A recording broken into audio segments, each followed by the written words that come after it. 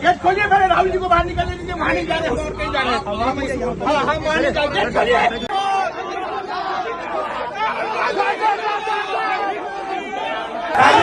Barricade लगाया और मैं पीछे के रास्ते से आपके यहाँ आ गया।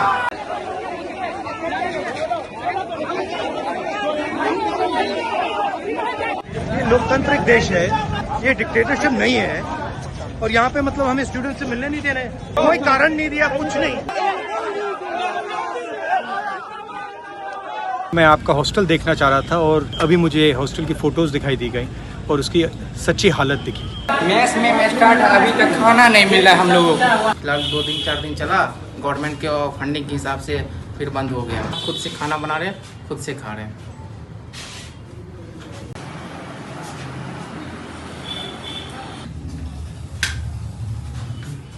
पानी आने लगती है इस सब के कारण। खिड़की हुई थी मैं डोर, ये विंडो में लगा नहीं हुआ है, शीशा नहीं लगा हुआ है पूरा। देखिए, दलित, पिछड़ा वर्ग, अति पिछड़ा वर्ग, आदिवासी वर्ग, आपके खिलाफ इस देश में 24 घंटा अत्याचार होता है।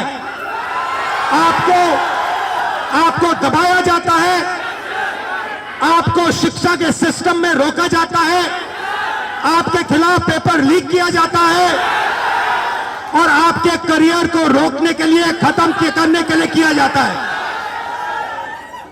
हमने 3 मांगे की हैं। सबसे पहले सही तरीके का जाति जनगणना जो हमने तेलंगाना में किया। दूसरी बात, प्राइवेट इंस्टीट्यूशंस में, प्राइवेट स्कूल्स और कॉलेजेस में रिजर्वेशन, अति पिछड़ा का, ओबीसी का, दलित का, आदिवासी का। हिंदुस्तान का कानून है कि प्राइवेट कॉलेजेस और यूनिवर्सिटीज में आरक्षण होना चाहिए और ना नरेंद्र मोदी ना बिहार की सरकार उस कानून को लागू कर रही है। इसीलिए हम उन पर दबाव डालेंगे और जब तक, मैं बता रहा हूं, जैसे मैं यहां आया हूं ना, रोक नहीं पाए, वैसे ही नहीं रोक पाएंगे जब तक इन्होंने प्राइवेट इंस्टीट्यूशंस में रिजर्वेशन नहीं किया। तब तक हम आगे बढ़ते जाएंगे, लड़ते जाएंगे। तीसरी बात, SC ST सब प्लान, जो आपका पैसा है, जो आपको नहीं दिया जाता है, आपको वो दिया जाना चाहिए। आप एक बात समझिए, बिहार की पुलिस ने अभी मुझे रोकने की कोशिश की, रोक नहीं पाई। पता है क्यों नहीं रोक पाई?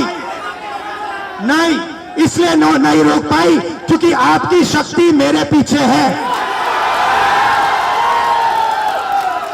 आपकी शक्ति मेरे पीछे है, इसीलिए कोई, दुनिया की कोई शक्ति उसको रोक नहीं सकती है।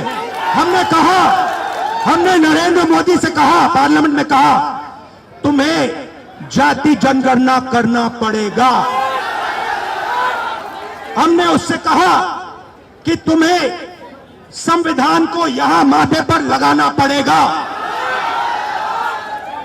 नरेंद्र मोदी जी ने आपके दबाव से डरकर जाति जनगणना हिंदुस्तान में घोषित किया है। आपके दबाव से डरकर उन्होंने कॉन्स्टिट्यूशन अपने माथे पर लगाया है। मगर वो लोकतंत्र के खिलाफ है, संविधान के खिलाफ है, जाति जनगणना के खिलाफ है।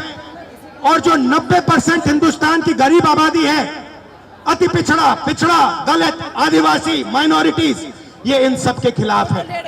ये अदानी अंबानी की सरकार है, ये आपकी सरकार नहीं है। मैं जानता हूं SC ST अति पिछड़ा हॉस्टल्स में यहां क्या होता है। मैं आपको गारंटी देता हूं, जैसे ही हिंदुस्तान में सरकार आएगी, जैसे ही बिहार में हमारी सरकार आएगी, हम ये सारा का सारा बदल देंगे और आपके लिए जो होना चाहिए वो करके दिखाएंगे।